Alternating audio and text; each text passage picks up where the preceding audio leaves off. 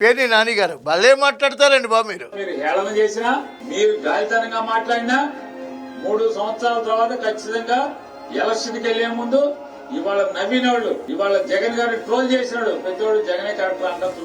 3 సంవత్సరాల తర్వాత నిన్న మీ నాయకుడు చెప్పాడు జగన్మోహన్ రెడ్డి గారు 3 ఏళ్ళు కళ్ళు మూసుకుందామని. దయచేసి కళ్ళు మూసుకోండి. ఇవాటి నుంచి ప్రతి వైసీపీ నాయకుడు ఇంక్లూడింగ్ జగన్మోహన్ రెడ్డి గారు కళ్ళు మూసుకోండి. 3 ఏళ్ళ తర్వాత తెరవండి. 3 ఏళ్ళ తర్వాత తెరవండి. తెరిస్తే మనం ఆంధ్రప్రదేశ్ లో ఉన్నామా, ఎక్కడో ఉన్నామా? ఏంట్రా బాబు ఈ రోడ్లు, ఏంటి అమరావతి, ఏంటి అభివృద్ధి, ఏంటి పరిశ్రమలు అన్నప్పుడు మీకు అభ్యర్థులు దొరకరు.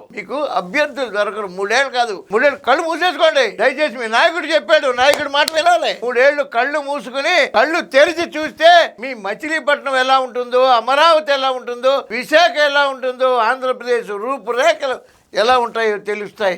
దయచేసి కళ్ళు మూసుకుంటారా లేక గాంధారికి కట్టినట్టు మా కార్యకర్తలు వచ్చి మీ కళ్ళకి గంతలు కట్టమంటారా చెప్పండి.